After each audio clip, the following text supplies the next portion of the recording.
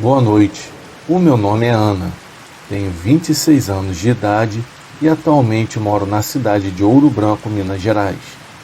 Hoje eu irei relatar uma história da vida real ocorrida na cidade de Viana, Espírito Santo, em setembro de 2021. A minha irmã Michele estava grávida de sua segunda filha.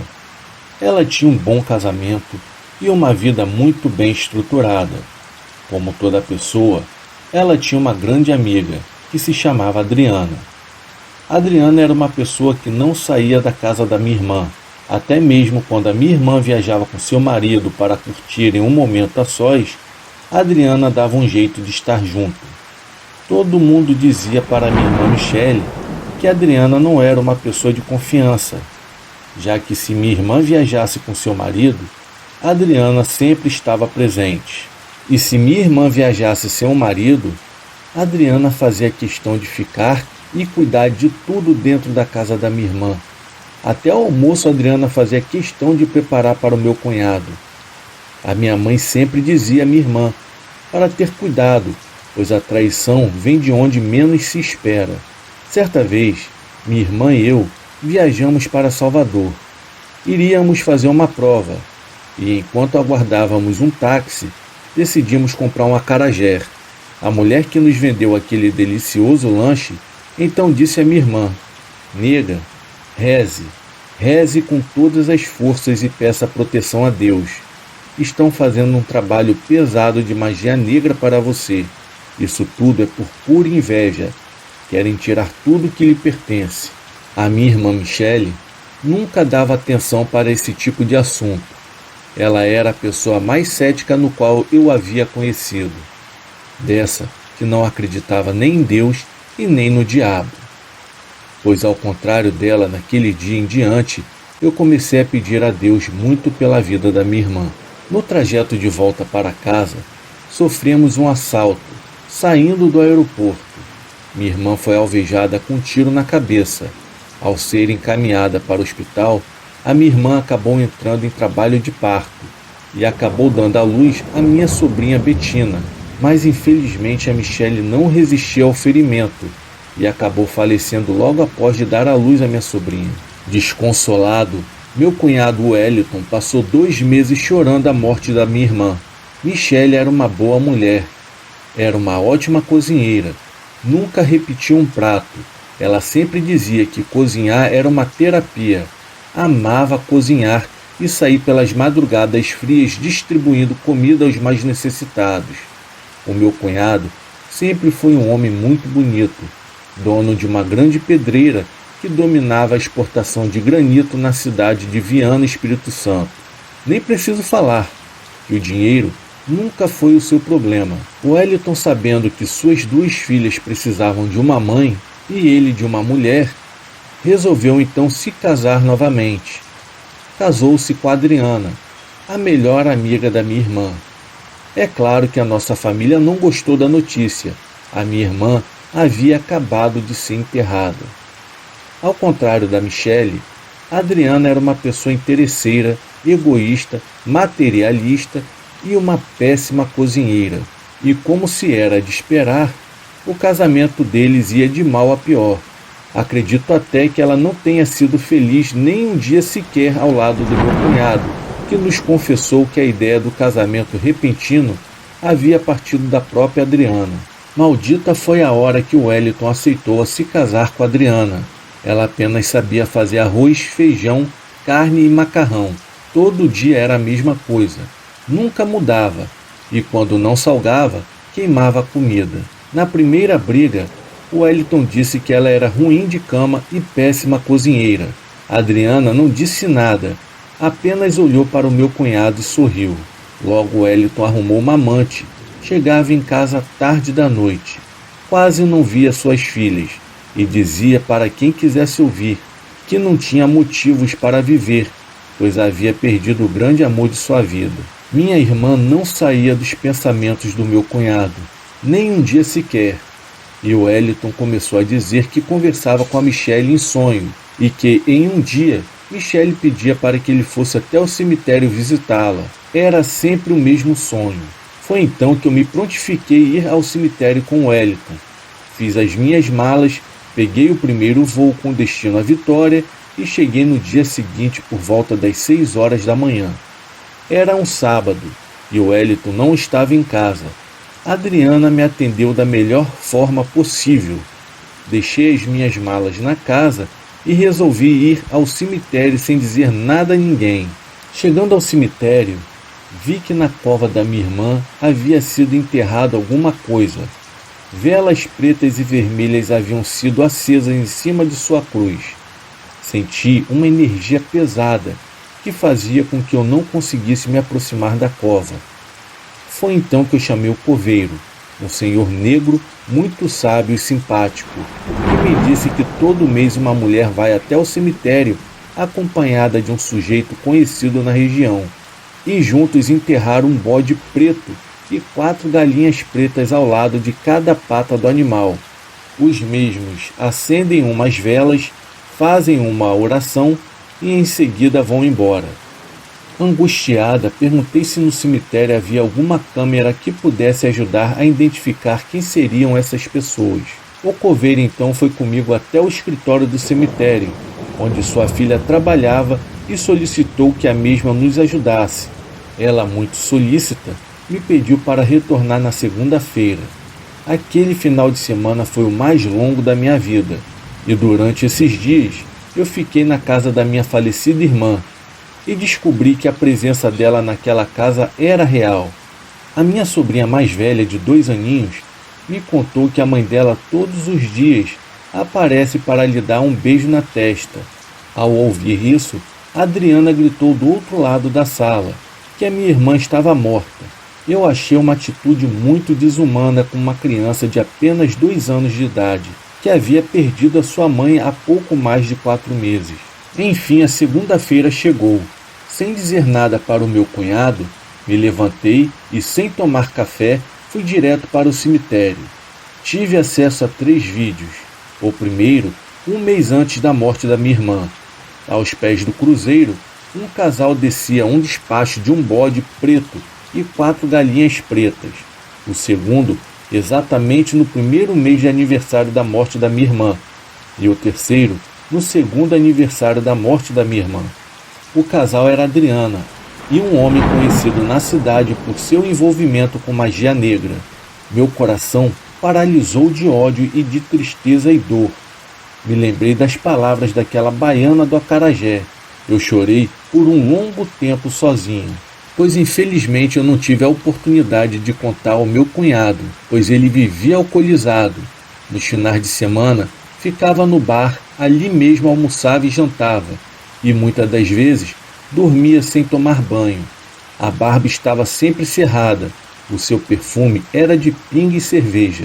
Quanto mais despacho Adriana fazia, mais o seu casamento era infernal. O Wellington, quando chegava em casa bêbado, brigava com a mulher, humilhava de todas as formas e sempre frisava pejorativamente a atuação dela na cama e na cozinha. Ele não percebia o ódio que crescia dentro da Adriana, principalmente quando ele falava da finada, mas eu percebi e o alertei antes de retornar para Ouro Branco, Minas Gerais. Pedi para que ele me deixasse levar as crianças por uns dias, mas ele não concordou e disse que a Adriana cuidava muito bem das meninas. Pois em um rompante de raiva, Adriana disse ao Wellington que se vingaria. Ela tinha uma vida sossegada de solteira, nunca se preocupou com o homem, casou com ele porque pensou que ele fosse uma boa pessoa, mas ele só sabia infernizar a sua vida. O meu cunhado não levou a sério, só dizia que queria morrer para encontrar com a sua mulher, o grande e verdadeiro amor de sua vida. Essas palavras fomentavam ainda mais o ódio da Adriana, que apesar de dizer que via minha irmã dentro da casa, não possuía qualquer medo e nem remorso de zombar da falecida, dizendo que ela não tinha o que fazer no inferno. Pois em uma noite em que o Wellington estava sóbrio, a Adriana lhe disse que precisaria visitar sua mãe em Pernambuco. Ela estava muito doente, ela sabia que iria morrer, e chamou todos os filhos para se despedir. Disse que levaria as crianças para a casa da mãe dele, em Sorocaba, e que ela ficaria por lá enquanto estivesse em Pernambuco. O Wellington concordou rapidamente, porque não tolerava mais estar na presença da mulher. No dia seguinte, quando chegou em casa, a mesa da sala estava posta. O Wellington estava com fome, mas sentiu ânsia de vômito quando pensou na comida que a mulher sempre preparava. No entanto, sentiu um cheiro gostoso vindo da cozinha. Entrou na cozinha e Adriana disse: "Meu amor, aprendi a fazer um prato especial. Fiz para você. Sei que vai gostar.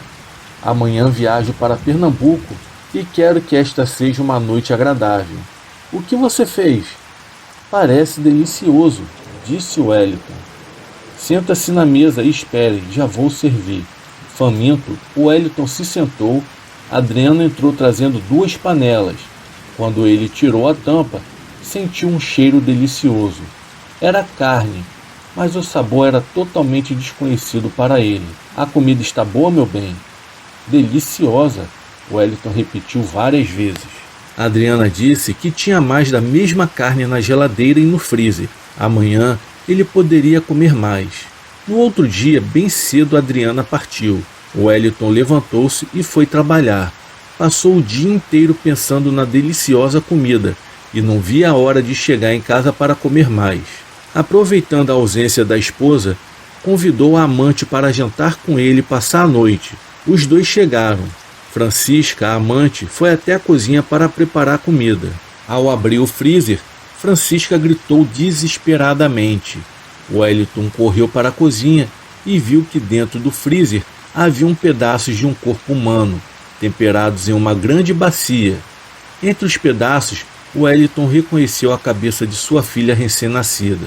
No velório da minha sobrinha, havia uma conhecida da família, a mulher evangélica, a dona Marta. Nos confidenciou que havia alertado a minha irmã por diversas vezes e que, em uma delas, previu até a morte da mesma. Ele disse ainda que os trabalhos de feitiçaria continuarão sendo despachados na cova da minha irmã pelo período de 1 ano, como forma de assegurar que ela não tenha paz e não volte para se vingar. De tudo isso tiramos uma lição. Se alguém lhe avisar que você está sendo vítima de trabalhos de magia negra, leve a sério. Isso pode custar a sua vida. Os espíritos de luz usam pessoas, sonhos, tudo para nos avisar. Tenha fé, dobre o seu joelho no chão e faça a limpeza espiritual de 21 dias de São Miguel Arcanjo.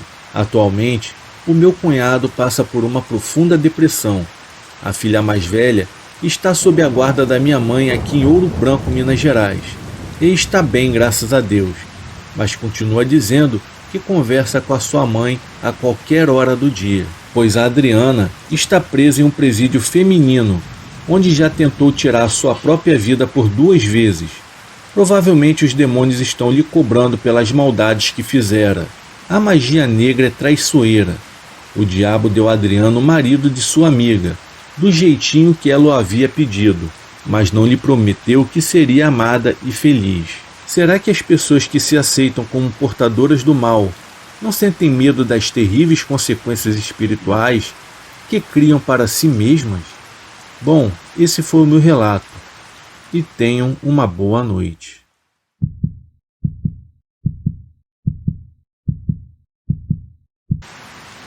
Boa noite. O meu nome é Rayane. Tenho 32 anos de idade e moro na cidade de Governador Valadares, Minas Gerais.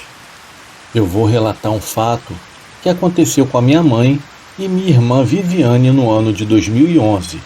Tudo começou quando um grande amigo da nossa família perdeu seu filho, Bernardo, de 5 anos de idade, de forma trágica.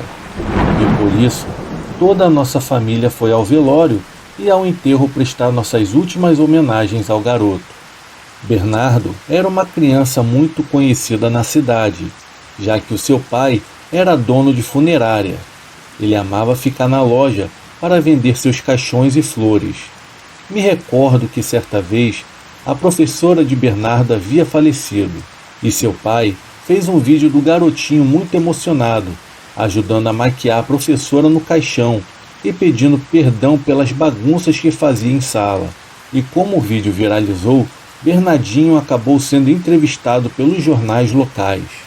Bernardinho, seduzido pelos doces, havia subido em cima do armário da cozinha para roubar as guloseimas que sua mãe estava guardando para o seu aniversário, que seria no dia seguinte. Ao subir em cima do armário com a ajuda de um banco, o armário tombou e o jogou por cima de um feixe de espetos novos, que estavam ao lado da pia, virados com a ponta para cima. Com a queda, os espetos perfuraram a barriga e o pescoço da criança, que veio a óbito na noite anterior ao seu aniversário. Considerando que Bernardinho sempre foi uma criança louca por doces, e sendo os doces o motivo do acidente fatal, foi combinado que no enterro todos deixariam sobre o túmulo da criança um doce, e assim todo mundo espalhou a notícia do desejo da família, que era deixar doces sobre o túmulo do Bernardinho. A cidade inteira estava no enterro, e não havia uma pessoa sequer sem um doce nas mãos, para depositar sobre o túmulo da criança. Foi uma comoção sem tamanho no cemitério. Os amigos levaram balões a gás de cor branca para soltarem, e centenas de pessoas levaram doces de todas as espécies como combinado. A minha mãe, Dona Mimi, que além de diabética, não poderia comer doces. Além de não levar os doces, esperou que a multidão fosse embora, se aproximou do túmulo do Bernardinho e encheu o bolso do seu vestido de doces. Chegando em casa, escondeu tudo dentro da fronha do travesseiro de sua cama, trancou-se no quarto e passou o dia inteiro ali trancada, fazendo isso mesmo que vocês devem estar pensando, comendo o doce do defunto. Achamos estranho, porque deu a hora do almoço e minha mãe, após sair do quarto, não quis almoçar. Com a cara mais limpa, disse que estava muito abalada com a morte de Bernardinho e que não tinha fome. Eu me senti até mal, pois o pai do Bernardinho era meu melhor amigo. Eu havia devorado 2 pratos de costelinha de porco com quiabo e angu. Depois de chorar tanto, pensei com meus botões, que péssimo amigo que eu sou. Minha mãe sim, que é um exemplo de fidelidade. Ela está sofrendo a dor da família. Eu deveria estar em jejum como a minha mãe. O dia acabou, a noite chegou, e minha mãe, aquela santa mulher, dentro do quarto chorando. Fui deitar cedo, pois trabalhava de plantão na época e precisaria estar no serviço à meia-noite. Minha irmã, que ainda morava com a gente, também estaria trabalhando naquela madrugada. Por isso a minha mãe ficaria sozinha em casa, 2 horas da madrugada. A minha mãe acorda com um barulho de criança jogando bola na parede do seu quarto. Então ela pensou que poderia ser os filhos da vizinha do apartamento ao lado. Ela não perdeu tempo, interfonou para a vizinha para reclamar. A vizinha atendeu educadamente, informou que seus filhos não estavam em casa, pois haviam ido para o sítio com o avô. Dona Mimi, inconformada, voltou a dormir, e não demorou muito, quando passos de criança correndo pela sala do seu apartamento foram ouvidos. Dona Mimi sabia que não tinha ninguém em casa e resolveu ligar para a filha policial que patrulhava o bairro naquela noite. Filha de Deus, vem aqui correndo que tem gente dentro de casa, andando na sala e mexendo no armário da cozinha. Tu acredita que até a geladeira já abriu? Disse Dona Mimi. Viviane rapidamente deslocou sua viatura até a residência de sua mãe e, com cautela, entrou no apartamento, vasculhou tudo e estava tudo em ordem. Mamãe, hoje foi um dia desgastante para a senhora. A senhora está cansada e impressionada. Vá descansar. Estarei passando por aqui a noite inteira. Fique tranquila. Dona Mimi novamente se deitou e foi só pegar no sono que sentiu alguém puxando sua coberta. Dona Mimi estremeceu da cabeça aos pés e um cheiro de rosas e de vela tomou conta do quarto. Dona Mimi criou coragem, saltou da cama, acendeu a luz, pegou sua coberta do chão. Decidiu passar a noite acordada, sentada na cama rezando a Bíblia e, claro, comendo um docinho. De cabeça baixa, observou 2 pezinhos bem próximos aos seus e teve a certeza que aqueles pezinhos eram os pés do dono do doce. E sem se levantar, quase sofrendo um infarto, disse com dificuldade: Olha, Bernardinho, a vovó não pode comer doce. A vovó ama doce. E quando a vovó viu aquela montanha de doce no cemitério, eu pensei que você não conseguiria comer tudo sozinho. Então eu peguei um pouquinho para mim.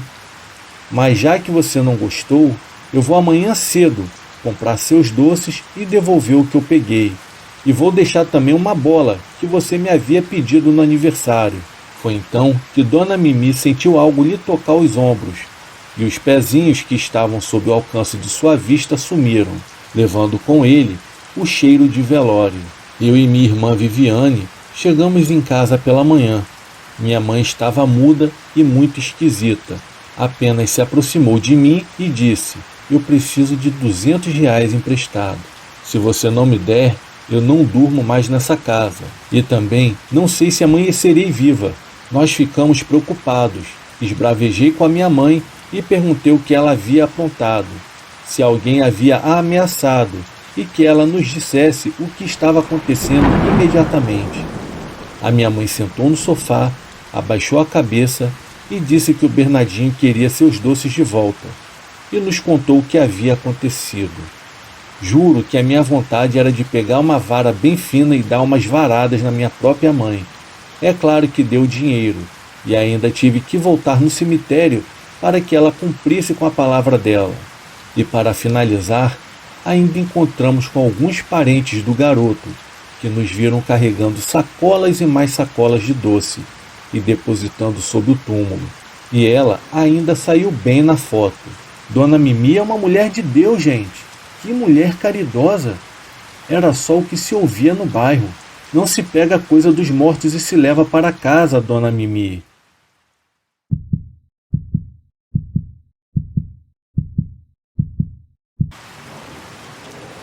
Boa noite.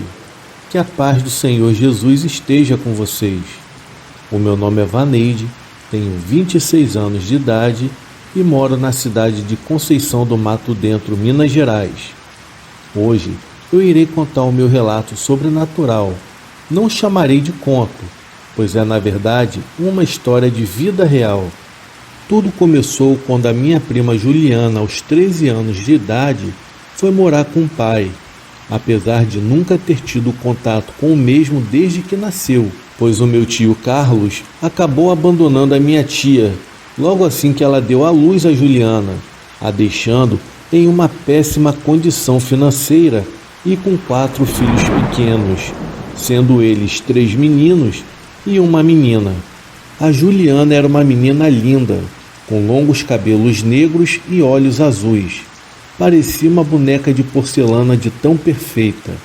A vida na companhia de sua mãe era bem difícil, pois a Juliana precisava trabalhar como babá e também recolher latinhas e papelões pela vizinhança para ajudar com as despesas domésticas. Sabendo que o pai era muito bem de vida, dono de um posto de gasolina muito bem frequentado e lucrativo, Juliana, então, aos 13 anos de idade, desejou reencontrar o pai para conhecê-lo. Com dificuldade, Juliana localizou seu pai nas redes sociais. Marcaram um encontro na casa da minha avó Nara, mãe do meu tio. Ao ver a filha já uma mocinha, o meu tio ficou louco, se mostrou muito feliz. E a convite do meu tio, Juliana decidiu então ir morar com o pai na cidade de Anápolis, na Bahia, no mesmo dia. Já adianto que o meu tio não estendeu o convite aos outros filhos. O interesse dele era apenas em Juliana. E diga-se de passagem, nem pensão alimentícia para os outros filhos o tio Carlos pagava. Na Bahia, o meu tio possuía uma nova família, sua mulher Cleide e mais 3 filhas bem pequenas. O meu tio fazia de tudo para que a filha de 13 anos o visse como um homem, e não como pai. Mandava entregar flores na escola, dava presentes caros, ela tinha tudo o que queria e quando bem entendia. Porém, ele era extremamente ciumento e possessivo. Juliana não podia sair de casa para nada, e de tanto insistir, o meu tio conseguiu conquistar a própria filha, e certo dia ele a convenceu de ir com ele para um motel, durante o horário de aula, onde eles tiveram a primeira relação sexual. E o pior, tudo era feito com o conhecimento e consentimento de sua esposa Cleide, que, para não perder a vida boa, mantinha-se ciente. Quando a sua esposa não estava em casa, eles namoravam como um casal de namorados. Ele chegou a comprar um anel para ela com o nome dele gravado, uma verdadeira aliança de compromisso. Pois o tempo foi passando, a minha prima, já com 16 anos de idade, acabou se apaixonando por um rapaz da escola, o Gabriel, que também possuía a mesma idade da minha prima Juliana. Certo dia, o meu tio resolveu fazer uma surpresa para a filha na escola. Iria pegá-la para levá-la ao motel e passarem assim uma tarde juntos. Chegando lá, o meu tio deu de cara com a Juliana beijando o Gabriel no pátio da escola, e o mesmo acabou ficando possesso de raiva. Foi então que tio Carlos, movido pelo ódio, pelo ciúme e pela luxúria, ficou esperando pela filha no meio do mato, pois Juliana e os outros alunos passavam por essa trilha todos os dias para ir para casa. Sem pensar, o tio Carlos, em posse de um revólver calibre 38, levou os três para dentro do matagal, espancou o Gabriel, abusou da irmã do mesmo, de apenas 8 anos de idade, e manteve relações sexuais com a Juliana. Em seguida, disparou 3 tiros no rosto da própria filha, 2 tiros no peito de Gabriel e 1 tiro na cabeça da irmã do mesmo, de apenas 8 anos de idade. Ao chegar em casa, o meu tio tirou a própria vida dentro do banheiro com um tiro na boca. 8 meses após os assassinatos e o suicídio, eu e a minha avó Nara não tínhamos mais paz, pois a presença da Juliana e do meu tio eram muito forte aqui dentro de casa. O perfume, a imagem, os sons de choro, sem contar as luzes que se acendiam e se apagavam o tempo todo. A minha avó sentia calafrios e as lâmpadas de nossa casa estouravam com toda a frequência. Além disso, o mau humor era insuportável da minha avó, que xingava palavrões o dia inteiro, e o clima de dentro de casa estava ficando cada vez pior. Até que então, certa noite, eu acordei com a minha avó me olhando dormir, com uma faca de cozinha em uma das mãos. Eu quase morri de susto. Ela estava estranha. Eu gritei por socorro. Foi então que ela despertou. Vovó estava fora de si e não se lembrava do porquê que estava em meu quarto com uma faca nas mãos. Diante de tanto tormento, eu e as minhas tias tivemos a ideia de comprar um espelho obsidiana negra, no intuito de tentar um contato com os mortos, em especial com o meu tio e a minha prima Juliana. Na verdade, eu nunca acreditei nos poderes do espelho negro, mas diante da situação em que eu e a minha avó nos encontrávamos, decidi então correr o risco. O espelho negro é uma pedra de larva vulcânica muito perigosa. É conhecida dentro da prática da magia, em razão de seus poderes sobrenaturais sobre o mundo dos mortos e também dos vivos. No primeiro dia foi decepcionante, pois fiquei o dia inteiro com o espelho nas mãos e não vi nada.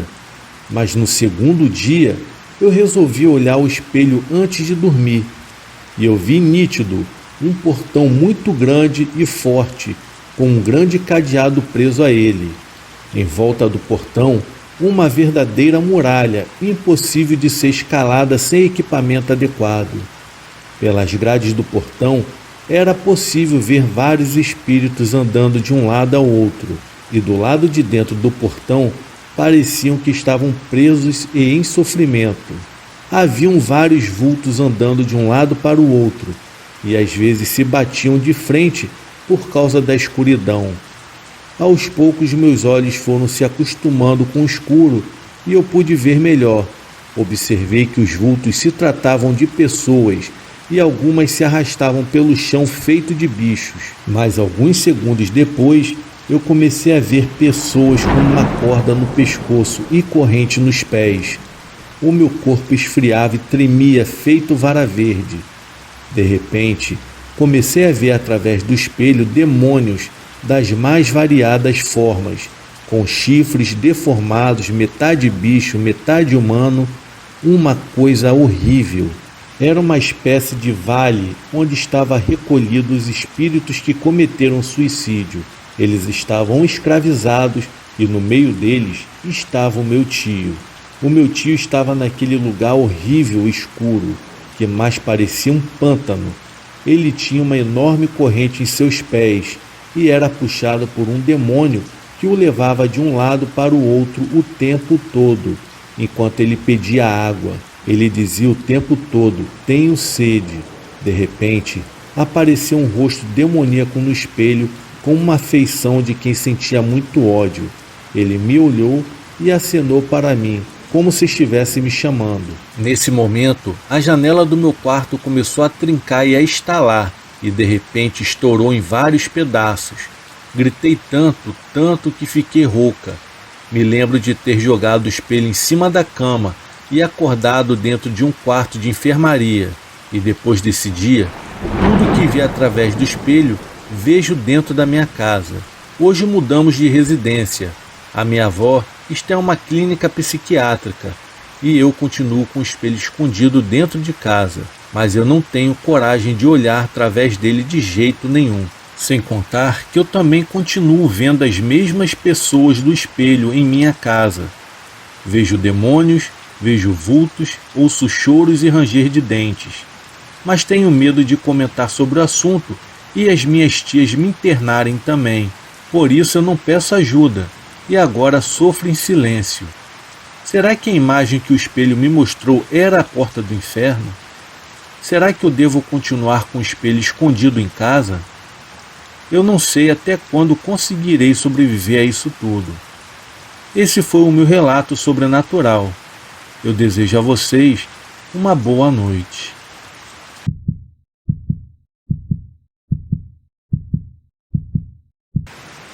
Boa noite, pessoal. Primeiramente, eu achei melhor não me identificar, mas eu vou contar um relato. Esse relato aconteceu comigo em julho do ano passado, ou seja, 2022. Bom, eu moro na cidade do Rio de Janeiro, na Baixada Fluminense, em São João de Meriti. Eu gosto muito de andar de bicicleta e adorava sair de noite para passear tranquilamente. Eu sempre gostava de colocar uma música, um fone e ficava andando por aí, até que certo dia eu saí de casa por volta das 19 horas e fui andar, bater perna, pois eu estava decidido a explorar um lugar novo. Então eu fui andar para os lados do Éden. Até lá, a rua tinha bastante gente, estava tranquila, nada de anormal. Quando eu cheguei no meu destino, foi por volta das 8 horas, 8h30 da noite. A rua já estava deserta, pois eu continuei mesmo assim. Eu andava, ia parando por alguns lugares e depois eu continuava a viagem. O problema começou na hora que eu decidi voltar para minha casa. Estava um silêncio e a rua com pouca iluminação. Só estava eu perambulando com a minha bicicleta naquele local. O meu maior medo de fato era ser assaltado, já que do Éden à Vila Rosali são 2 lugares perigosos nesse horário da noite. Pois então eu tive uma outra surpresa. Quando eu estava chegando na descida que tinha sentido Coelho da Rocha e Agostinho Porto, eu acabei vendo um bicho que parecia um cachorro vindo pela rua. Eu cheguei a achar que fosse apenas um cachorro vira-lata. Eu não dei muita importância e atravessei a rua e continuei andando. Até que, por curiosidade, eu olhei para trás e foi aí que eu quase caí da bicicleta com que eu havia visto. Aquele bicho que parecia um cachorro agora estava de pé, em 2 patas, igual um ser humano. E quando ele percebeu que eu estava olhando para ele, o mesmo se pôs em 4 patas e veio correndo atrás de mim. Após toda aquela visão completamente embaraçosa para mim, a minha única reação foi não parar de pedalar e pedalar o mais rápido que eu podia, pois eu estava ficando muito assustado.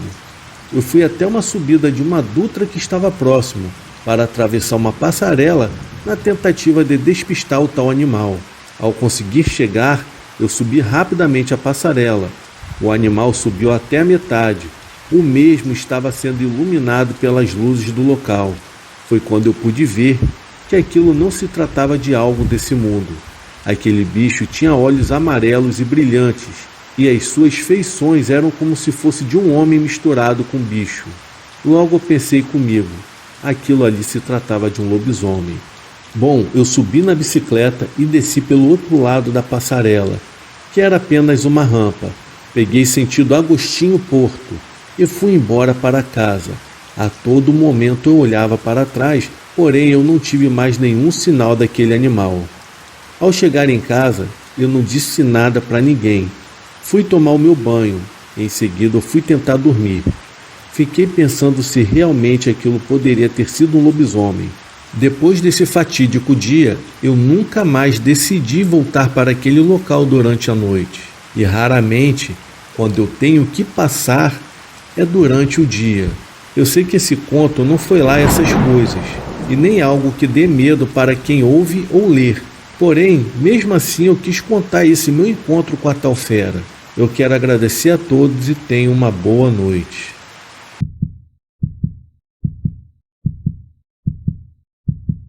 Boa noite, pessoal. Eu me chamo Fernando, eu moro aqui no interior de São Paulo. Eu decidi de vez falar uma coisa que provavelmente eu irei levar comigo para a minha vida toda. Isso foi uma experiência horrível, que eu jamais quero que aconteça com qualquer uma outra pessoa. Atualmente eu tenho 19 anos de idade e o caso em si aconteceu no ano de 2021. Na época em si, era o dia 2 de novembro, ou seja, o dia de finados. Foi quando eu e mais 3 amigos decidimos pela parte da manhã bolar um plano no qual nós iríamos ficar acordado a madrugada inteira, tentando ver algum tipo de assombração ou entidade espiritual, pois éramos completamente curiosos e nunca nós havíamos visto algo do tipo.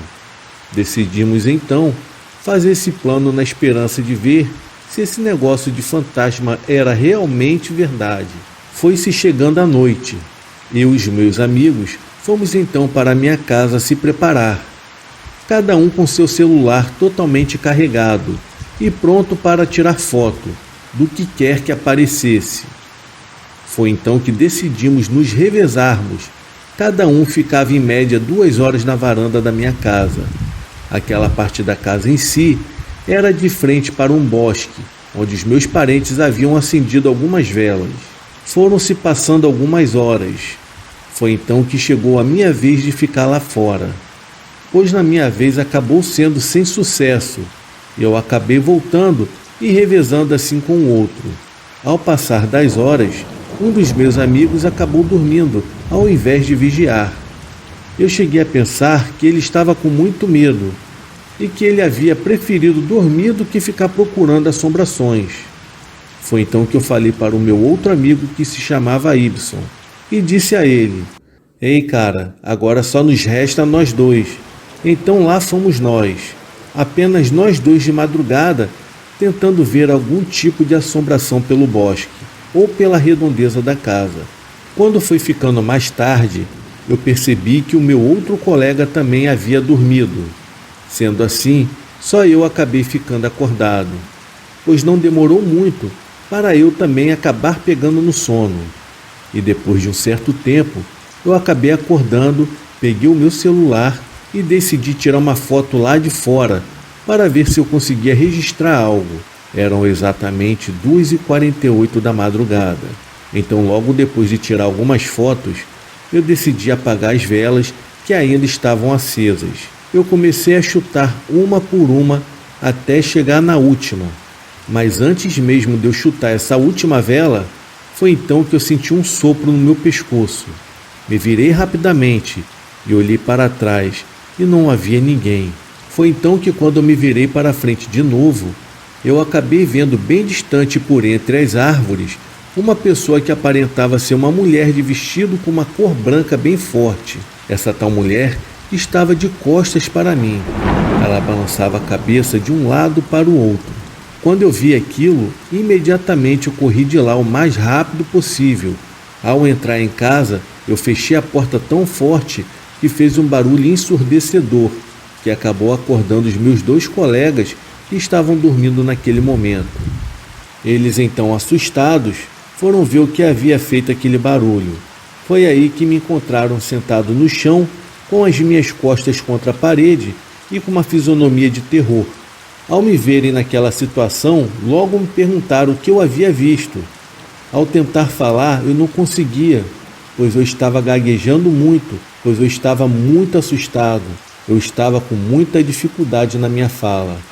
Depois de alguns minutos, eu acabei contando para eles o que eu havia de fato visto. Eu contei para eles que eu tinha visto uma mulher com um longo vestido branco no bosque.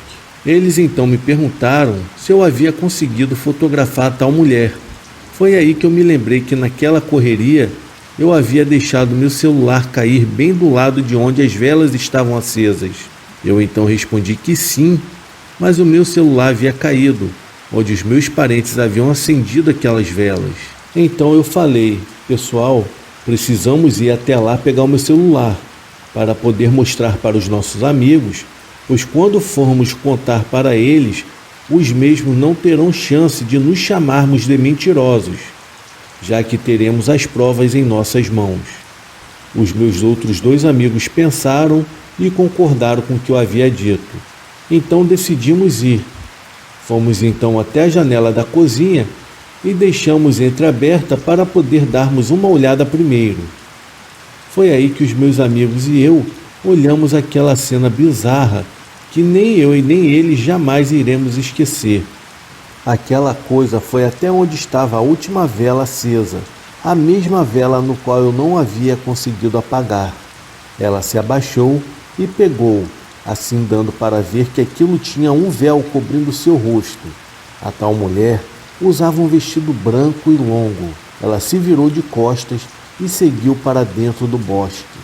Ao vermos aquilo, eu e os meus amigos fechamos portas e janelas e corremos para dentro do quarto. Ao olharmos um para a cara do outro, percebemos que ambos estavam assustados, pois simplesmente não falamos nada com o outro.